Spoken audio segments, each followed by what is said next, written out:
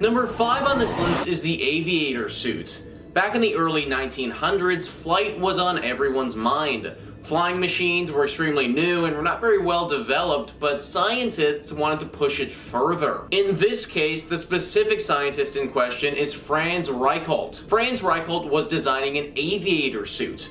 This aviator suit is just a fancy name for what we now consider to be a parachute. He folded up a fabric that was roughly 320 square feet and made it into a wearable aviator suit. The idea was exactly what we have now for a parachute. You jump into the air from a high height and then your parachute comes out and you should gently float to the ground. This is great in theory, but it didn't work out that great in practice. Franz had tried his device from the roof of a few buildings, but it never worked. He claimed that it wasn't his invention that was the problem, but the height of the building. So, naturally, we just needed to try it from a higher building. Enter in the Eiffel Tower. Now, up until this point, he was using test dummies to jump off the buildings, and he was all set to do that again for the Eiffel Tower, but last minute, he got a change of heart. Franz was feeling that performance adrenaline and wanted to show off his invention to the crowd below, so he strapped into his suit and leaped off the Eiffel Tower himself. He beautifully floated down to the ground in a picturesque fashion to the sound of crowds cheering and chanting his name. Is what he wanted to happen. What actually happened is that he jumped off, the suit didn't work, and he fell all the way to the ground from the Eiffel Tower. Believe it or not, the landing didn't actually kill him though. He was already dead.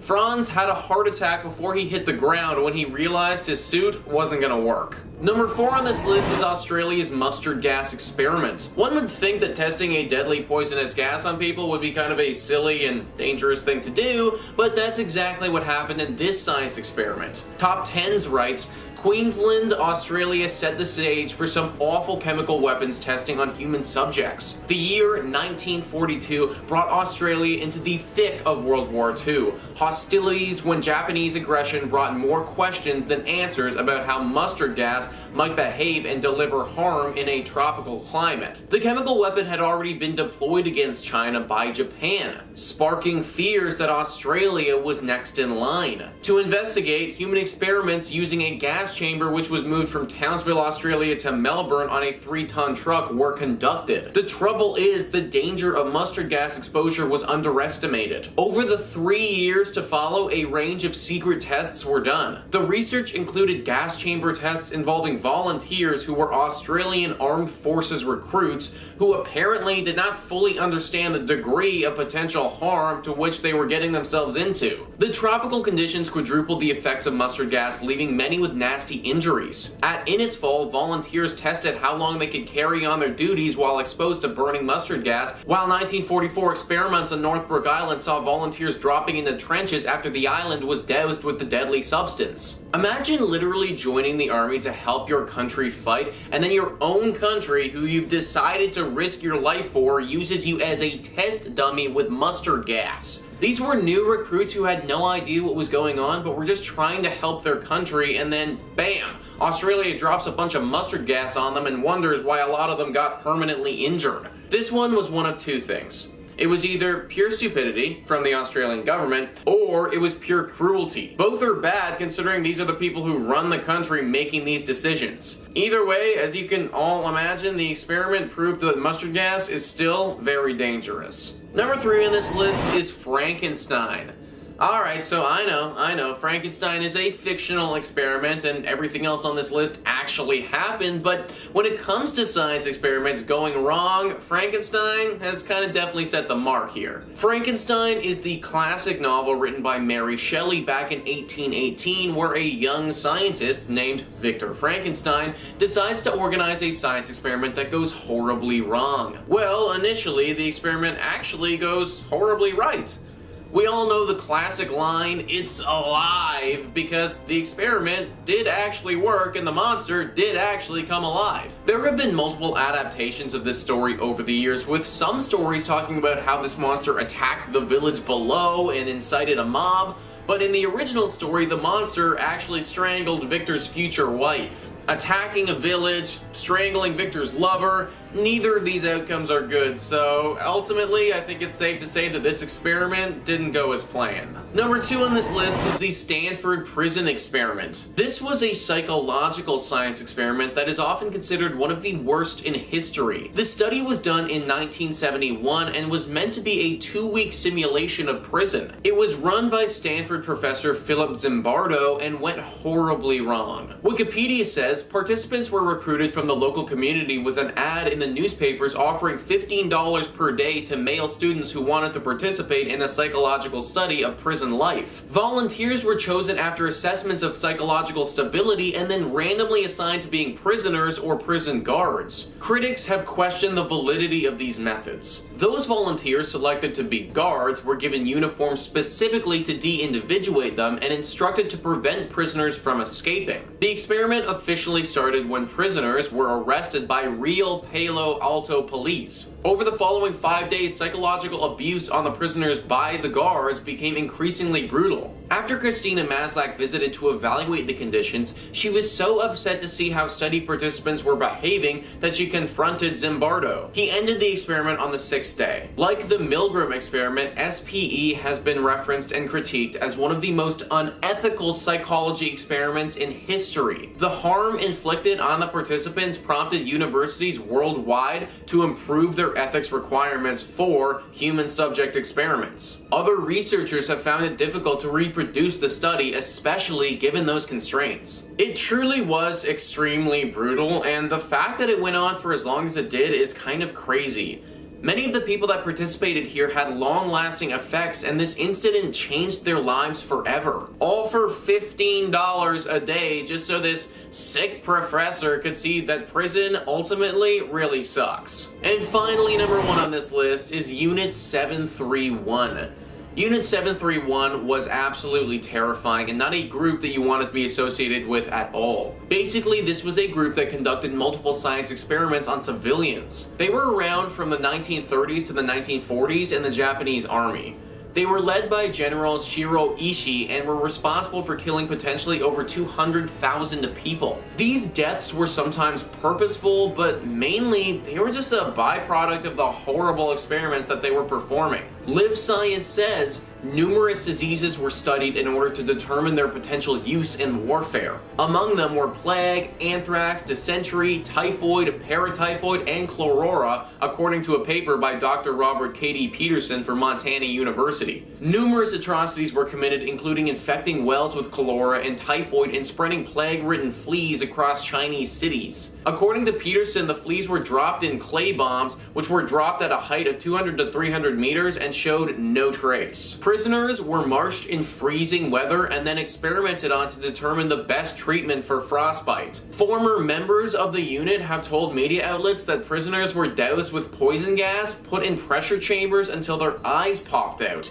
and even dissected while alive and conscious. After the war, the US government helped keep the experiment secret as part of a plan to make Japan a Cold War ally, according to the Times report. They were terrible experiments that often failed and resulted in the loss of human life. These experiments were honestly doomed from the beginning and were destined to go horribly wrong. Number 5 on this list is the human mouse. Now, how the heck did they manage this one? Popular Mechanics says scientists at the University at Buffalo and the Roswell Park Cancer Institute have bred a new form of human mouse chimera with the highest incidence of human cells ever recorded. 2 weeks after the researchers injected human stem cells into the developing mouse embryos, one of the newborn mice exhibited 4% human cells, a major advance considering human and animal cells don't typically jive well. While they're still mostly just mice and only a tad bit human, the breakthrough marks a step toward more advanced genetically modified embryos in the future. It's not been possible to generate any human stem cells that substantially contribute to mouse embryos, the scientists say in the paper's abstract. Their work may enable applications such as human organ generation in animals. They go on in that article to get very technical with things and break down exactly how they did it, but in all honesty it got very confusing very quickly to somebody without a science background. The big takeaway takeaway here is that there is a mouse out there that is actually 4% human. That mouse, to my knowledge, would be the closest thing in the universe right now to a human being without it being an actual human being. Like, think about that. There is a mouse out there that is kind of like our long lost cousin. This, like everything on this list, starts to get very ethically and morally questionable. At what percent of human does this mouse start to become untouchable? Like, at what point do our laws, rights, and freedoms start to apply to the mouse? 20% human?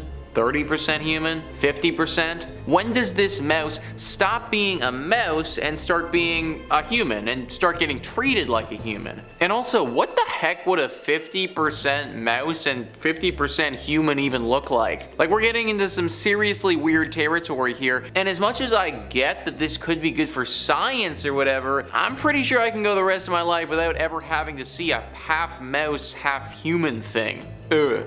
Number 4 on this list is the human rabbit. You know, if I had to become a human hybrid of any animal, I feel like a rabbit would be cool. At least then I could jump really high and maybe I could finally dunk. The Washington Post says scientists in China have, for the first time, used cloning techniques to create hybrid embryos that contain a mix of DNA from both humans and rabbits, according to a report in a scientific journal that has reignited the smoldering ethics debate over cloning research. More than 100 of the hybrids made by fusing human skin cells with rabbit eggs were allowed to develop in laboratory dishes for several days before the scientists destroyed them to retrieve so-called embryonic stem cells from their interiors. Although scientists in Massachusetts had previously mixed human cells and cow eggs in a similar attempt to make hybrid embryos as a source of stem cells, those experiments were not successful. Researchers said yesterday they were hopeful that the rabbit work would lead to a new and plentiful source of embryonic stem cells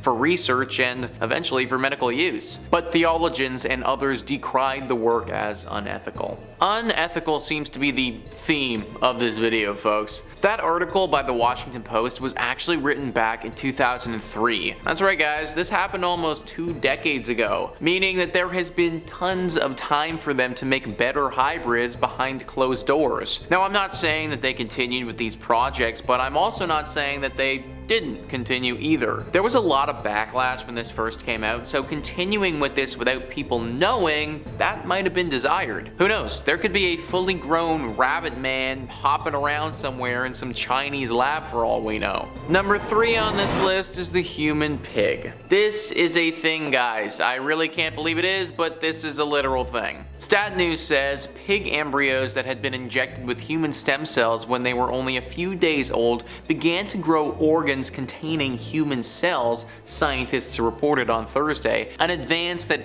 promises or threatens to bring closer the routine production of creatures that are part human and part something else. These human pig chimeras were not allowed to develop past the fetal stage, but the experiment suggests such creations could eventually be used to grow fully human organs for transplant, easing the fatal shortage of organs. 120,000 people in the United States are waiting for life-saving transplants, but every day 2 dozen die before they get them. Human pig chimeras could also be used for research into prenatal development and to test experimental drugs. A human lung in a pig might show more accurately the effect of a compound intended to treat, say, cystic fibrosis than today's lab animals. So they weren't allowed to grow past the fetal stage, but it is coming, guys. All of these human whatever hybrids have been happening in the last couple of years. They're very recent developments, and considering they've shown promise in the early stages, you can bet that this will just continue to keep going and going.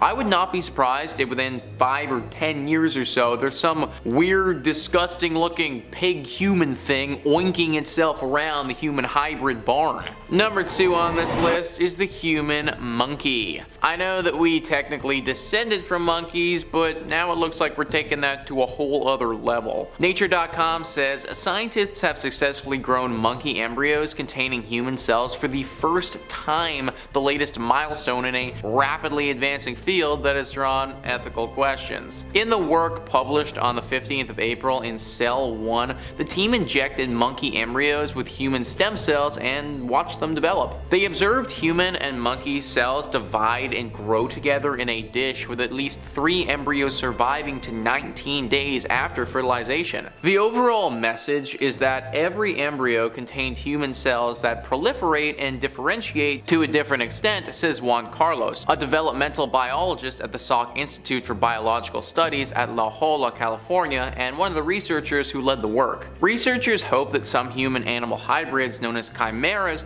could provide better models in which to test drugs and be used to grow human organs for transplants. Members of this research team were the first to show in 2019 that they could grow monkey embryos in a dish for up to 20 days after fertilization. So they are literally making these human monkey things and gonna use them as a place to test drugs and other things. No wonder this is bringing up some ethical debates. A half-human is going to be bred to get stuff tested on it and then have its organs harvested. Remind me to not get reincarnated as a human monkey, please. Now, I should note that this is a long way from being finalized, and we are looking at many years until we have human monkeys walking around or being tested upon. But still, it is happening, and they are already finding ways to make it work. Comment down below your feelings on this and whether you think that what they're planning to do is morally right or not. And finally, number 1 on this list is mouse human. So we had human mouse, and this is what I'm calling mouse human. Basically, it's the exact same idea as before, except this time, instead of nondescript human stem cells, they've decided to go with human brain cells. Basically, what they've done here is take a mouse and inject some human brain cells into the mouse. This implant has actually shown to make the mice more intelligent than they were before. When referring to what it does to a mouse's brain, one scientist said it's like ramping up the power of your computer. So there guys, it's just like adding a bit more juice to your laptop. Nothing wrong with this picture, nothing to see here. Yeah, alright, Mr. Science Guy. Obviously, as you can all expect by this point, moral and ethical questions have come up about this practice and whether or not it should continue. I think what I want to know is, where are the human brain cells coming from? Are people like donating their brain cells, or how does this work? All I know is that I need to hold on to the ones that I currently have and won't be donating any of my intelligence to a mouse anytime soon. Number 5. Yang Yongjin. Yang Yongjin is a controversial Chinese clinical psychiatrist, infamous for his practice of trying to treat internet addiction. Well, that almost sounds noble. Now, I definitely spend too much time on Twitter for my own good. What's so evil about getting people to spend more time in the real world? Well, it could be because of his methods, you know? Yang is a firm believer in electroconvulsive therapy, and if you're not familiar with that term, it's a fancy process in which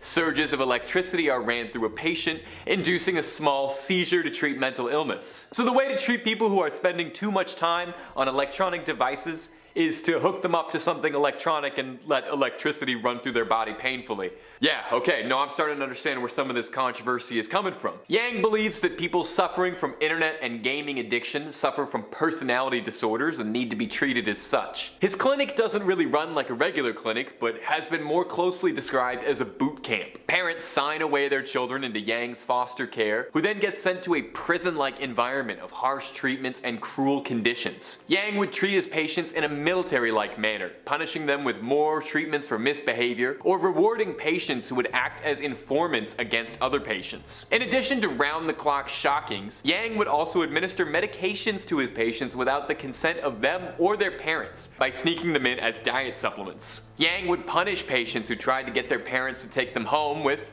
well, you can probably take a guess, more shocks. Yang's practice has since been shut down, but in the time it operated, it's estimated that as many as 6,000 patients were exposed to cruel treatments by the doctor. Yang's controversial methods caught him international attention, even in pop culture. The popular multiplayer video game Dead by Daylight, in which players play a monster attacking a team of players trying to survive, featured a character actually inspired by Yang. In 2017, the development studio held a poll for Chinese players on suggestions for a Chinese monster, since the game was very big there. And Yang was a popular write-in vote, as obviously Chinese gamers would see him as a monster, leading the team to create a character who was a doctor who used electricity to shock his opponents. Releasing with him as well was a survivor named Feng Min, an esports pro serving as the doctor's nemesis, an internet-addicted patient, and a map set in a Chinese asylum to boot. Before the final release of the character though, the doctor was changed to an American backstory, presumably to avoid any possible pushback or controversy of comparison to the real doctor. But it's probably saying something if your audience considers you a monster on the level of Michael Myers and Freddy. Next up at number 4, Dr. Sigmund Rascher. Known for his cruel contributions to the German army in World War II, Sigmund Rascher is among one of the worst scientists in human history. Sigmund's father was also a physician and an avid follower of Rudolf Steiner, an occultist and self-proclaimed clairvoyant. So naturally, Sigmund attended the first Waldorf school based on Rudolf Steiner's philosophies. He went on to study medicine in Munich and later worked for an internship in Switzerland with his father. But despite his upbringing, it seems he grew to align with some other ideologies, eventually joining the German paramilitary organization. And that is where his evil doings would begin. He denounced his father and soon became acquainted with the leader, asking for human subjects to be placed at his disposal. He made it clear the experiments could prove fatal, but that it would be required for accurate results. By 1942, he began conducting experiments in pressure chambers, where he would simulate a high altitude and then quickly alter the pressure to simulate the conditions of a pilot free falling with no oxygen. Allegedly, the leader mentioned that those who survived could be pardoned death at the camp, but Sigmund talked him out of it, stating that they didn't deserve any amnesty. Further, he conducted cruel freezing experiments on 300 prisoners, allegedly to figure out the best way to warm up soldiers who experienced hypothermia. He would either force his victims to remain outdoors completely naked in freezing temperatures for up to 14 hours, or would place them in tanks of ice water for 3 hours, measuring their pulse and internal temperatures all the while. From there, they would try to warm up the victims, usually with water, but experimented using a variety of different temperatures, including boiling, and this would often cause further harm. Along with his other forms of torture under the guise of science, Sigmund would administer polygal, a substance to aid blood clotting, and then shoot or amputate a limb on his victim to see the speed at which they would bleed out. But I will let you know, he eventually did get what was coming to him after years of falsified facts from botched experiments, as well as killing his own lab assistant. Sigmund was executed under the order of the leader, and in 1990 his experiments were ruled inhumane and criminal on top of containing falsified data. Number 3. Albert Krigman. Right off the top, I just feel like this guy's got an evil scientist name. Krigman just, I don't know, hits the ear wrong. Well, he was guilty of a lot more than a scary sounding name. Dr. Krigman was a dermatologist who was contracted by Dow Corning, Johnson & Johnson, and the US Army to research the effects of chemical compounds on human skin. Being offered a modest 10 grand in grant money, Krigman set out to work right away, finding a bevy of inmates of Philadelphia's Holmesburg prison, where he would experiment on thousands of inmates with little to no regard for the prisoners' safety or long-term health. It was documented that the experiments at Holmesburg prison entailed a delightful assortment of things like hair transplants, implantation of foreign bodies, burns and radiation of the skin, exposure to dioxin, application and ingestion of toxic materials, and near lethal doses of acne medicine, and the yanking of fingernails to round it off. Delightful. One of the chemicals Krigman exposed his test subject to that I mentioned earlier, dioxin, was the main contaminant in Agent Orange, the controversial chemical agent used in the Vietnam War by the Americans. Krigman was being paid to research the effects of dioxin on skin, and suffice it to say, it is not pleasant remotely. I hope there's a picture of something disgusting behind me. Inmates would be scarred, left sick, with permanently disfigured skin conditions leading to painful long-term side effects. Oftentimes as well, many subjects were exposed to all sorts of contaminants and other infections from the unsafe conditions of his experiments. Most of his inmates were bribed by financial compensation, ranging anywhere from $30 to $50 for smaller experiments, or $800 for some of the more extreme cases. This small bit of cash was really appealing enough to attract a constant supply of victims, prisoners, who had very little in the way of funds. This allowed them to get a little bit of freedom, a little bit of power within the prison, but also let them have a bit of hope that maybe they'd one day pay off their bail. Krigman destroyed many of the notes from his research, but through testaments from his victims, we know the truth of what he got up to. While there have been many attempts to get justice after the fact for what the inmates experienced, Krigman himself lived to the ripe old age of 93 and never faced any sort of consequences for his actions whatsoever. In fact, he was thrilled by the opportunity. Listen to this quote from Krigman describing how he felt setting up shop at the prison. "All I saw before me were acres of skin. It was like a farmer seeing a fertile field for the first time." That sounds made up. That sounds like horror movie bad guy dialogue. That sounds like something Jigsaw would say. But no, it was a real guy who was allowed to experiment on a lot of real people. Next up is Shiro Ishii, a notorious microbiologist and surgeon during the War of Resistance, a conflict between China and Japan in the 30s and 40s. Shiro Ishii led the development and application of biological warfare for the infamous Unit 731, and is truly an evil scientist if I've ever heard of one. Prior to his evil experiments, he was actually known as a pretty brilliant man. He had a photogenic memory and studied medicine at the Kyoto Imperial University. But despite his highly credible grades, he was not known to get along well with his classmates. During his studies, he was known to grow bacteria in petri dishes and refer to them as his pets, a practice that made many uncomfortable as they felt he was treating the bacteria as more of a companion than a research subject. Potentially the first red flag in what would become a sea of evil and horrendous experiments. By 1927, Ishii was advocating for the creation of a bioweapons program,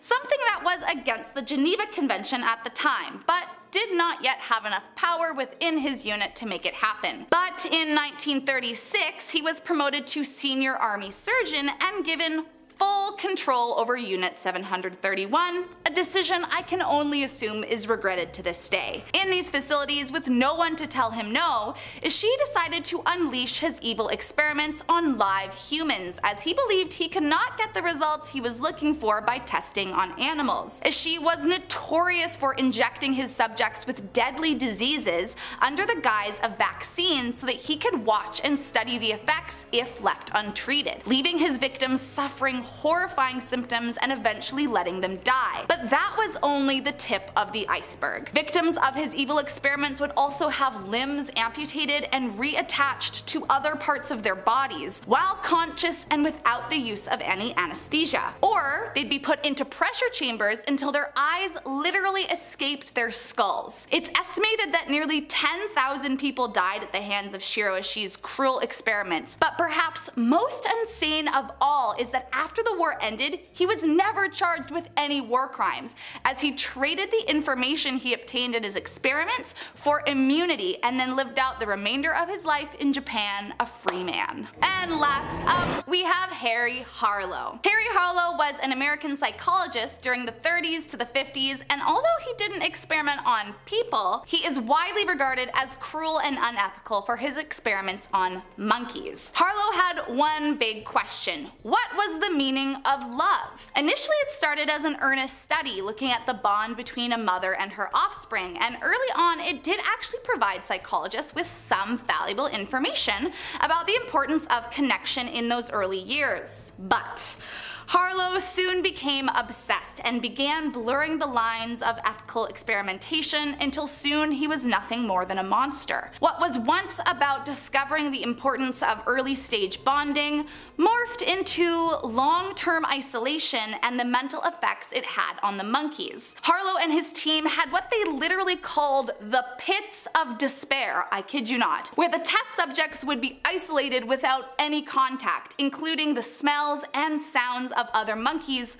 for up to a year. The results of his experiment were severely damaged monkeys who, as he described, were obliterated socially. After being released from isolation, many refused to eat, and some ended up dying from starvation. Autopsies would show the monkeys were actively choosing not to eat, causing some to believe that he had actually driven the animals to such bad mental states that they no longer wanted to be alive. Over the years, he got the name monkey torturer, as on top of extended isolation, he would also actually force the monkeys to mate using an archaic device. However, However, because he was conducting such experiments prior to the Animal Welfare Act of 1966, not only did he not face any repercussions, he was actually awarded for his findings and highly celebrated among many in his industry. This doesn't mean he went uncriticized for his unethical treatment. Some of the students that worked in Harlow's unit at the university have come forward saying that they had nightmares of the experiments being conducted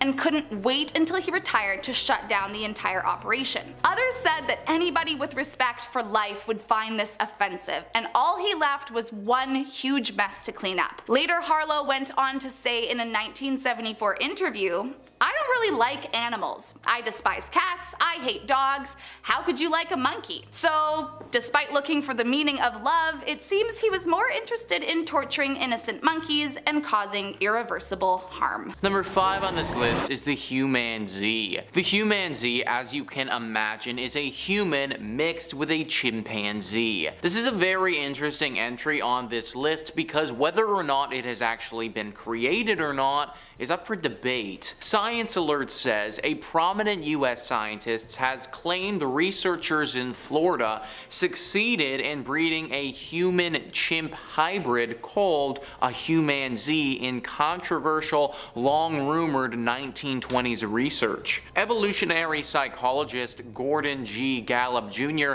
who achieved renown for his pioneering mirror self-recognition experiments with animals in the 1970s, says a former university professor told him the hybrid creature was born at an animal research laboratory where he once worked. One of the most interesting cases involved an attempt which was made back in the 1920s in what was the first primate research center established in the US in Orange Park, Florida, Gallup told The Sun. They inseminated a female chimpanzee with human semen from an undisclosed donor and claimed not only that pregnancy occurred, but the pregnancy went full term and resulted in a live birth. There's little reason to think such an experiment successfully took place, and plenty of reasons to believe it didn't. But having an otherwise respected researcher make such a statement is drawing attention to this old rumor once again. It's definitely interesting to see a highly respected scientist in the community come out and make these claims like this. That does tend to carry a decent amount of weight and at the very least deserves to be investigated a little bit. It was also rumored that a few years ago some people came forward requesting government approval to do an experiment like this, but it was denied. So there's definitely been rumblings about an experiment like this before, but no definitive proof that it's actually taken place. To be completely honest, I do believe that something like this has went down. I just think that it may have happened behind closed doors, and we may not be privy to it. Like, this totally seems like something that the government could be interested in, but wouldn't want the public to find out about. Maybe in some secret base in some very low population part of the world, there is a humanzee running around getting experimented on. Number 4 on this list is the human pig. So as we are going to see from this one, there are a lot of possible benefits from this, but also a ton of moral and ethical questions that pop up. Pagista says the first human-pig hybrid embryo has been created in the lab, and it represents a major step forward in the field of regenerative medicine. This news comes from a team of researchers at the Salk Institute who were able to successfully grow human cells inside of a pig embryo for the first time ever. While this may sound like something out of a science fiction novel, the potential implications are actually quite significant. This achievement could one day lead to the creation of transplant organs for humans that are made from animal tissue. This would be an incredible breakthrough for those suffering from organ failure, as there would no longer need to be a wait for a human donor. Of course, there is still a long way to go before this technology is ready for clinical use. The next step will be to see if these hybrid embryos can develop into healthy adults. But even if that proves to be possible, it will be many years before we see anything like this being used in patients. So here is the thing with this. Yes, it would be awesome to be able to have a steady supply of usable organs to give to people who are suffering or need another one. So many people die from not having enough transplantable organs, and this is a problem that needs to be addressed. However, this also raises the question, what about the human pigs? These are going to be half-human creatures that are going to be bred for the specific purpose of having their organs harvested. This is clearly a very polarizing issue and something that people a lot smarter than me, they need to look into. Comment down below what you think about this potential innovation and how you think we should proceed. Number 3 on this list is the jag lion. Now, in all honesty, this is more cool than it is terrifying, but I still wanted to include at least one relatively cool thing on the list. Also too, if you did run into this thing in the wild, then I can promise you it would be very scary.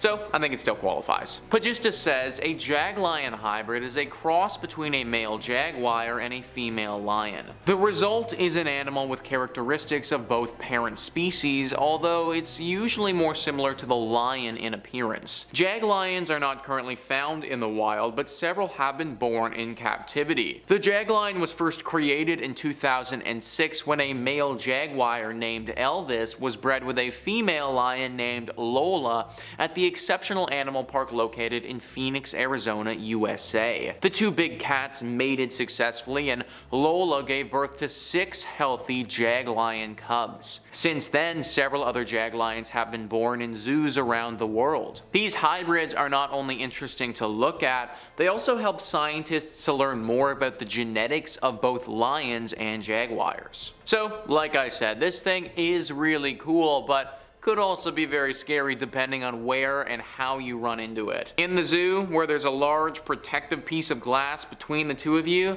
not very scary at all. Totally cool. In the jungle, where there is no protective glass and this creature is very hungry, not cool, very scary. Good thing that there really isn't any of these creatures at the wild at the moment, so running into one outside of captivity would be very, very hard, but you never know. Number 2 on this list is the wolfen, breeding one of the most intelligent creatures with one of the deadliest. Sounds like a great idea.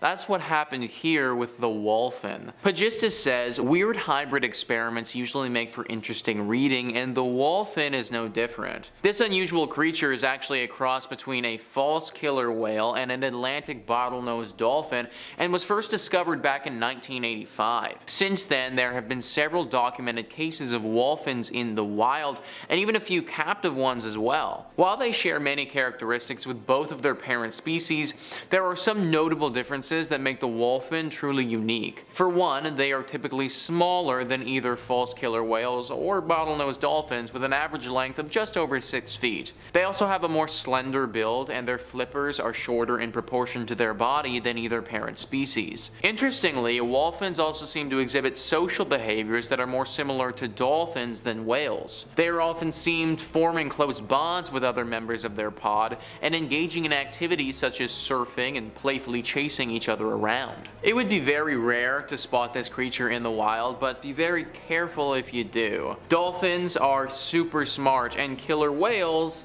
well, they're killers. This is one of the most intelligent and also deadliest animals in the ocean, and therefore you need to tread carefully around it. And finally, number 1 on this list is the human mouse. The human mouse is another one of those ones with potential positives, but also lots of ethical questions. Pagista says, in a first of its kind study, scientists have created a mouse embryo that contains human cells. The research published in the journal Nature could eventually lead to the development of new treatments for diseases using stem cells. To create the hybrid embryo, the researchers injected human stem cells into a mouse embryo. The human cells then began to grow and form structures that are found in the human brain and heart. The researchers say that the human cells were able to survive and grow because they were surrounded by mouse cells. This suggests that it may be possible to create hybrid embryos that contain a mix of human and animal cells. The study is still in its early stages, and it remains to be seen whether these hybrid embryos will be able to develop into healthy animals. However, the findings suggest that it may be one day possible to use stem cells from patients with diseases to create customized treatments. So yeah,